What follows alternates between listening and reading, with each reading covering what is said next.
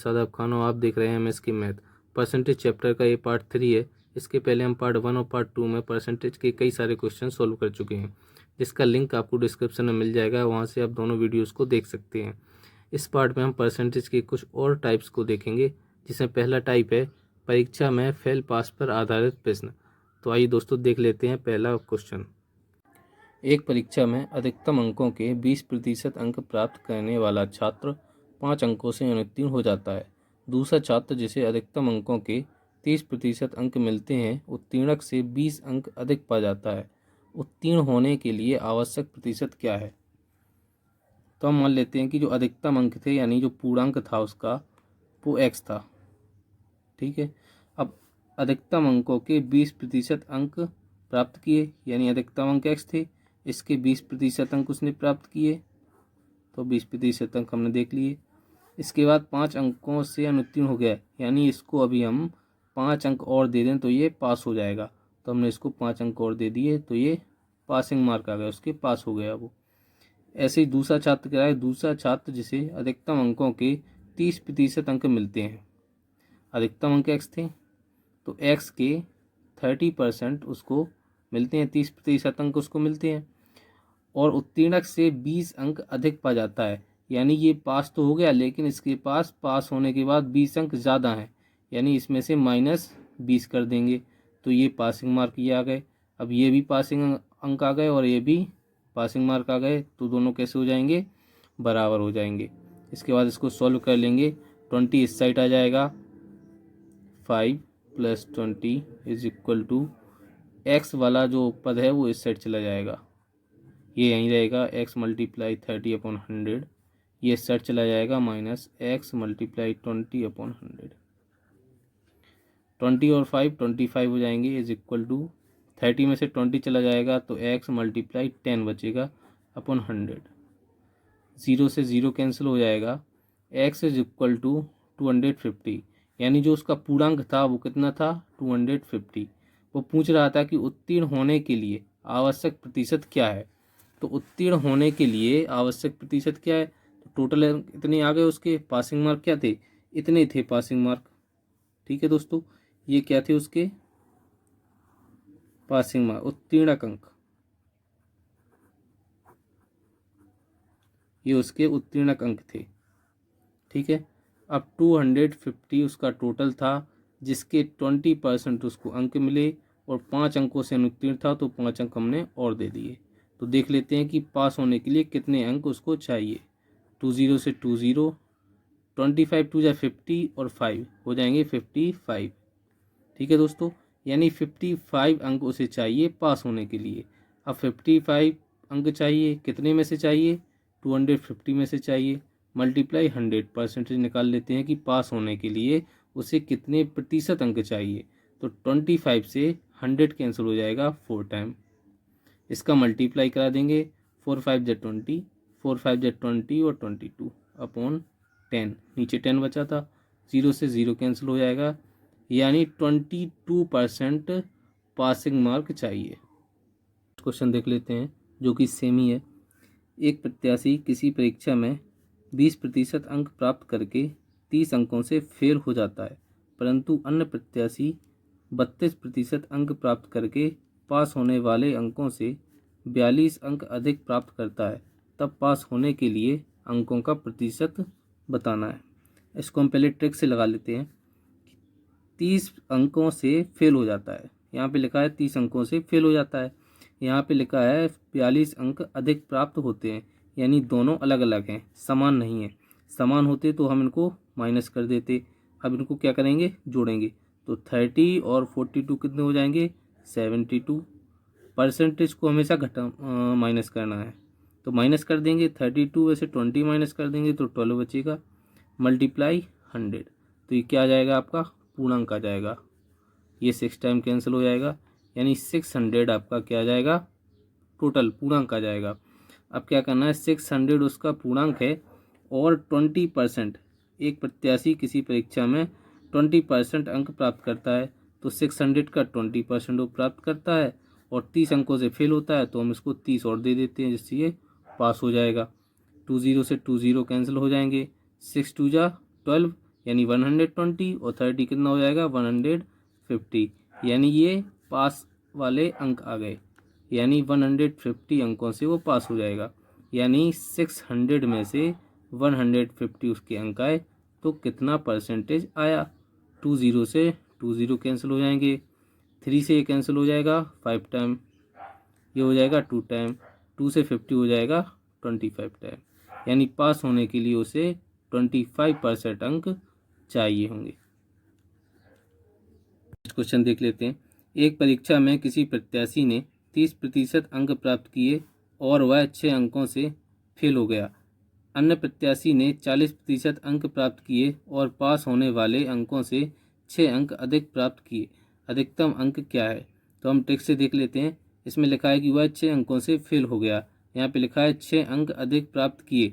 यदि यहाँ पे फेल लिखा है, यहाँ भी फेल लिखा होता तो दोनों को माइनस कर देते, क्योंकि ये सेम हो जाता। यहाँ पे पास लिखा होता और यहाँ पे भी पास लिखा होता तो भी हम दोनों को माइनस कर देते। अब यहाँ पे लिखा है कि फेल हो गया और यहाँ पे लिखा है 6 अंक अधिक प्राप्त किए, तो दोनों अलग अलग हैं, इसलिए दोनों को हम प्लस कर देंगे। तो 6 कितना हो जाएगा 12 हो जाएगा। अपॉन परसेंटेज को हमेशा माइनस करना है, मैंने बताया था। 40 में से 30 माइनस हो जाएगा तो 10 बचेगा। मल्टीप्लाई पूर्णांक निकालना है, तो पूर्णांक कितना था 100%, तो जो निकालना है वो ऊपर रखेंगे। ठीक है दोस्तों, अब निकालना क्या है, अधिकतम प्राप्त अंक, अधिकतम अंक निकालना है। ठीक है, अधिकतम अंक तो 100%, तो ये आपका बिल्कुल सिंपल हो जाएगा। 0 से 0 कैंसिल हो जाएगा, 120 आपके टोटल पूर्णांक आ जाएगा, टोटल अंक आ जाएंगे। अब इसका बेसिक देख लेते हैं। बेसिक क्या है, जो टोटल अधिकतम अंक थे वो x थे, इसका 30% एक प्रत्याशी को मिला। ठीक है, और वह 6 अंकों से फेल हो गया, तो हम 6 अंक और दे देते हैं तो ये पास हो जाएगा। एक अन्य प्रत्याशी था, उसे इसी अधिकतम अंकों का 40% मिला और वह कितने से 6 अंक अधिक प्राप्त किए उसने, यानी वो पास हो गया और 6 अंक उसके पास एक्स्ट्रा आ गए, तो हम 6 माइनस कर देंगे इसमें से, तो पासिंग मार्क आ जाएंगे। तो ये भी पासिंग मार्क आ गए, ये भी, दोनों कैसे हो गए बराबर। 6 को इस साइड लेके आएंगे, 6 + 6 हो जाएगा इज इक्वल टू, इसको हम उस साइड ले जाएंगे, x × 40/100, इसको इस साइड ले जाएंगे माइनस x × 30/100। 6 और 6 हो जाएगा 12, 40 में से 30 जाएगा तो x × 40 में से 30 जाएगा तो 10 बचेगा अपॉन 100। 0 से 0 कैंसिल हो जाएगा, इसका मल्टीप्लाई 120 करनी मल्टीप्लाई हो जाएगा, तो x = 120, ये आपका टोटल आ जाएगा, यही आपका आंसर हो जाएगा। नेक्स्ट क्वेश्चन देख लेते हैं। राकेश ने एक परीक्षा में 273 अंक प्राप्त किए, जो पास प्रतिशत से 5% अधिक थे। यदि लोकेश को 312 अंक मिले तो उसने पास अंक से कितने प्रतिशत अधिक अंक प्राप्त करके परीक्षा पास की होगी। देख लेते हैं कि राकेश ने एक परीक्षा में 273 अंक प्राप्त किए। मान लेते हैं कि उसका पासिंग मार्क जो था वो 100% था। ठीक है दोस्तों, इसके बाद पास प्रतिशत से, ये पास प्रतिशत था 100%, 5% अधिक थे, तो 5% अधिक मिले राकेश को। तो कितने मिले उसको 105, 105% उसको अंक मिले, जो कि अंकों में कितने हैं 273। तो 273 का परसेंटेज क्या होगा 105, तो 105 इसके नीचे रख देंगे, क्योंकि जो दिया गया उसका परसेंटेज नीचे। मल्टीप्लाई निकालना क्या है 100%, क्या है 100% पासिंग मार्क, तो जो निकालना है वो ऊपर रख देंगे मल्टीप्लाई में। इसको सॉल्व कर लेंगे, ये 21 से कैंसिल हो जाएगा 5 टाइम, ये 21 से कैंसिल हो जाएगा 13 टाइम, 5 से 100 कैंसिल हो जाएगा 20 टाइम, 13 2 जा 26, यानी जो उसके पासिंग मार्क हैं वो कितने हैं 260। यदि लोकेश को 312 अंक मिले हों तो उसने पास अंकों से कितने प्रतिशत अधिक अंक प्राप्त करके परीक्षा पास की होगी। अब लोकेश को जो अंक मिले वो है 312, इसमें से हम पासिंग मार्क्स माइनस कर देंगे तो हमें पता चल जाएगा कि उसको कितने ज़्यादा मिले। तो हमने इसमें से पासिंग मार्क जो 260 है उसको माइनस कर दिया। तो अब देख लेते हैं कि उसको कितने ज़्यादा मिले। तो दोस्तों इसको माइनस करेंगे तो आएगा 52, यानी उसको 52 मार्क ज़्यादा मिले। कितने पे मिले? 260 पे मिले होंगे। 260 में पास हुआ, ठीक है, और 52 उसको ज़्यादा मिले, 52 उसको ज़्यादा मिले, तो उसके पास कितने हो गए थे? 312, यानी 260 पे उसको 52 ज़्यादा मिले, यानी 52 पे ज़्यादा मिले, 52 ज़्यादा मिले 260 पे। तो देख लेते हैं कितने प्रतिशत ज़्यादा मिले। 0 से 0 कैंसिल हो जाएगा, 13 से कैंसिल कर देंगे, ये 2 टाइम कैंसिल हो जाएगा, ये 4 टाइम कैंसिल हो जाएगा, 2 से एक बार और ये 2 टाइम कैंसिल हो जाएगा, 1 0 ये बचा है, तो 20% आंसर आ जाएगा। यानी लोकेश को पासिंग मार्क से 20% अंक अधिक मिले। नेक्स्ट क्वेश्चन देख लेते हैं। एक परीक्षा में ए को बी की अपेक्षा 25% अधिक अंक मिले, उसमें बी को सी की अपेक्षा 10% कम अंक मिले और सी को डी की अपेक्षा 25% अधिक अंक मिले। तदनुसार यदि डी को 500 में से 320 अंक मिले हों तो ए को कितने अंक मिले। अब इस क्वेश्चन को देख लेते हैं। टोटल 4 कैंडिडेट्स हैं, ए, बी, सी और डी। तो इस क्वेश्चन को हम पीछे से लगाएंगे। इसमें कह रहा है कि डी को 500 में से 320 अंक मिले, यानी डी को 320 अंक मिले, ठीक है। फिर कह रहा है सी को डी की अपेक्षा 25% अधिक अंक मिले, यानी सी को डी से 25% अधिक मिले। डी को कितने मिले थे? 320, और सी को कितने मिले? डी से 25% अधिक अंक, तो 125% कितना हो जाएगा? इसको सॉल्व कर लेते हैं। 25 से ये 5 टाइम कैंसिल हो जाएगा, 25 से 4 टाइम कैंसिल हो जाएगा, 4 से 320 80 टाइम कैंसिल हो जाएगा, और 8 5 जा 40, यानी 400। सी को जो अंक मिले वो 400 थे, डी को जो अंक मिले वो 300 थे। अब बी को कितने अंक मिले? तो यह देखिए क्वेश्चन में बी को सी की अपेक्षा 10% कम अंक मिले, यानी सी को जितने मिले उससे 10% कम बी को मिले। अब सी को मिले थे 400, तो बी को कितने मिले? 10% कम, यानी 90% अंक बी को मिले। तो सॉल्व कर लेते हैं, कितने अंक मिले? 20 से 20 कैंसिल, 9 4 जा 36, यानी 360 अंक बी को मिले। कितने? 360 अंक बी को मिले। पूछ रहा है कि ए को कितने अंक मिले हैं। तो क्वेश्चन में सबसे पहली लाइन पढ़ते हैं। एक परीक्षा में ए को बी की अपेक्षा 25% अधिक अंक मिले।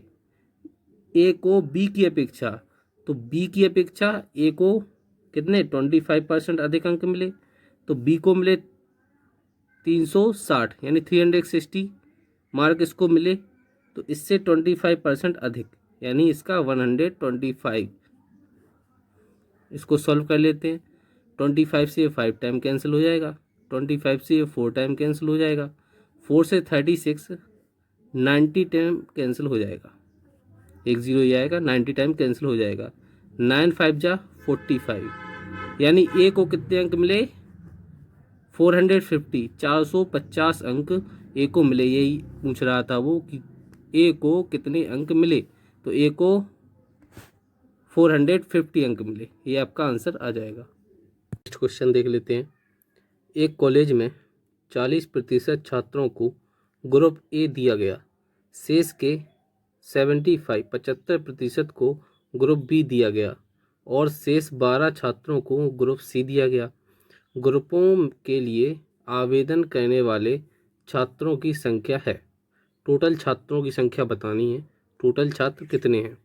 तो हमने माना टोटल एक्स छात्र हैं। एक्स में से 40% छात्रों को ग्रुप ए दिया गया, तो बचे कितने 60%, यानी एक्स के 40% को ए ग्रुप में रख दिया गया और बचे कितने हैं 60%। तो एक्स का 60% छात्र बचे हुए हैं जो कि शेष हैं। अब शेष के 75 को ग्रुप बी दिया गया। अब शेष के 75 को ग्रुप बी दिया गया, यानी बचे कितने हैं 25%। शेष छात्र जो थे उसके 75% छात्रों को ग्रुप बी दिया गया, तो बचे कितने हैं 25 और संख्या में कितने बचे हैं 12। अब जो छात्र बचे हुए हैं वो ग्रुप सी में जाएंगे और सी में कितने छात्र हैं 12 यानी 12, तो ये कितने की वैल्यू हो जाएगी 12 की। इसको सॉल्व कर लेते हैं। 0 से एक 0 कैंसिल हो जाएगा, 6 से ये 12 कैंसिल हो जाएगा 2 टाइम, 25 से 100 कैंसिल हो जाएगा 4 टाइम। इसका करनी मल्टीप्लाई हो जाएगा, x इज इक्वल टू 4 2 जा 8 और यहाँ पे एक 0 बचा हुआ है, इसका मल्टीप्लाई भी हो जाएगा 2 में, तो ये हो जाएगी 80। यानी टोटल कितने छात्र थे 80 छात्र, 80 छात्र टोटल थे जिन्हें ए बी सी ग्रुप में बांटा गया। दोस्तों नेक्स्ट टाइप के क्वेश्चन देख लेते हैं। विविध प्रश्न, सारे टाइप के क्वेश्चन आपके हो चुके हैं। विविध प्रश्न में आपके हर टाइप के एक एक दो दो क्वेश्चन आ जाएंगे। तो हम विविध प्रश्न देख लेते हैं। पहला क्वेश्चन है, एक टीम ने 40 खेल खेले और 24 जीते, तो उस टीम पर जीते हुए खेलों का प्रतिशत कितना है। सिंपल क्वेश्चन है। 40 खेल खेले उसने और 24 जीते, यानी 40 में से 24 जीते, तो पूछ रहा है जीते हुए खेलों का प्रतिशत। मल्टीप्लाई 100 कर देंगे तो प्रतिशत आ जाएगा। एक 0 से एक 0 कैंसिल, 4 6 जा 24, यानी 60% खेल उन्होंने जीते। परसेंटेज में 60% जीते और संख्या में 24 जीते। यही आपका आंसर हो जाएगा। तो नेक्स्ट क्वेश्चन देख लेते हैं। यदि ए का 30% बी के 40% में जोड़ दिया जाए तो वह बी का 80% हो जाता है। बी ए का कितने प्रतिशत है। ऐसे क्वेश्चंस में जैसा क्वेश्चन बोल रहा है वैसा करते जाना है। कह रहा है कि ए का 30%, तो ए का 30%, ए के 30% में बी के 40% को जोड़ दिया जाता है। बी के 40% को जोड़ दिया गया, ठीक है, तो वह बी का 80% हो जाता है। तो वह कितना हो जाता है बी का 80%। इसको सॉल्व करेंगे तो ए और बी का अनुपात आ जाएगा। ए को यहीं पे रखेंगे, ए का 30% इज इक्वल टू बी का 80%। इसको पक्षांतर करके इस साइड ले जाएंगे तो साइन चेंज हो जाएगा, माइनस का हो जाएगा बी का 40%। इसको ऐसे ही लिख देंगे, ए का 30% इज इक्वल टू बी के 80% में से बी का 40% चला जाएगा तो बी का 40% बचेगा। 2 0 से 2 0, 100 से 100 कैंसिल हो गया, एक 0 से एक 0 कैंसिल हो गया। ए इज इक्वल टू 4b/3, ये 3 अपॉन में चला गया। अब इस b को इस साइड लेके आएंगे, करनी मल्टीप्लाई, तो a की वैल्यू क्या आ गई 4 और b की वैल्यू क्या आ गई 3। अब पूछ रहा था a का कितने प्रतिशत है b a का कितने प्रतिशत है, तो a का हमने माना x प्रतिशत है, कौन b, तो a की वैल्यू कितनी है 4 multiply x% is equal to b की वैल्यू कितनी है 3। 4 से 100 कैंसिल हो जाएगा 25 time, x is equal to 25 3 जा 75, यही आपका आंसर आ जाएगा। तो a का 75% क्या है b है, a का 75% निकालेंगे तो 3 आ जाएगा, ये आपका आंसर हो जाएगा। नेक्स्ट क्वेश्चन देख लेते हैं। एक व्यक्ति ने ब्रांड ए की 4 कमीजों और ब्रांड बी की कुछ कमीजों का ऑर्डर दिया। ब्रांड ए की एक कमीज का मूल्य ब्रांड बी की एक कमीज से दोगुना था। माल आने पर पता चला कि दोनों ब्रांडों की संख्या आपस में बदल गई थी। इससे बिल 40% बढ़ गया। मूल ऑर्डर में ब्रांड ए की कमीजों का ब्रांड बी की कमीजों के साथ अनुपात बताना है। तो हम देख लेते हैं। ब्रांड ए की 4 कमीजें थीं और ब्रांड बी की कुछ कमीजें यानी एक्स कमीजें थीं। अब ब्रांड बी की एक कमीज का मूल्य जो था 1 रुपये हमने माना था और ब्रांड ए की एक कमीज का मूल्य ब्रांड बी की एक कमीज के मूल्य का दोगुना था, यानी इसका 1 रुपये था तो इसका 2 रुपये हो जाएगा। तो ये हो जाएगा मूल्य 8 और ये हो जाएगा x, यानी टोटल मूल्य जो हो गया 8 + x। अब कह रहा है ए और बी की कमीजों की संख्या आपस में बदल गई, यानी जो इसके पास x संख्या थी वो अब ए के पास है और जो ए के पास थी वो बी के पास है। मूल्य में कोई परिवर्तन नहीं है, मूल्य वैसा ही है। बी का 1 रुपया था और ए का बी से दोगुना था, तो इसका हो जाएगा 2x और इसका हो जाएगा 4। तो टोटल रुपए हो जाएंगे 2x + 4। अब क्वेश्चन में कह रहा है कि संख्या आपस में बदल जाने पर इसका बिल 40% बढ़ गया।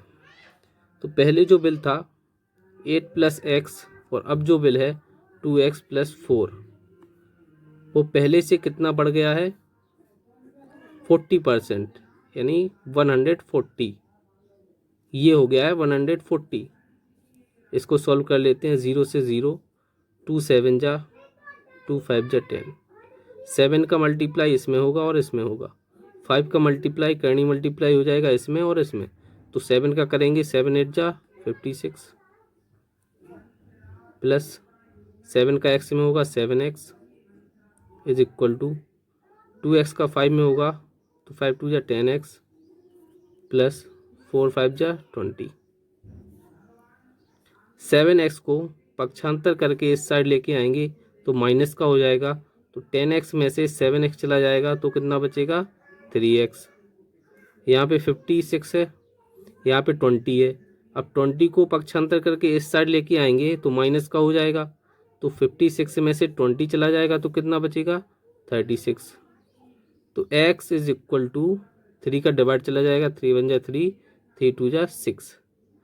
यानी x पूछ रहा था क्वेश्चन में कि ब्रांड ए की कमीजों का ब्रांड बी की कमीजों के साथ अनुपात क्या है। मूल ऑर्डर जो था, पहले ऑर्डर कितना था, इसकी 4 कमीजें थीं और इसकी x कमीजें, तो x की वैल्यू में पता चल गई कि 12 कमीजें थीं। तो ए की 4 कमीजें और बी की 12, तो अनुपात निकाल लेते हैं। क्या बना 4 1 जा 4 अनुपाते 4 3 जा 12, यानी 1:3 का अनुपात था उनका। ये आपका आंसर हो जाएगा।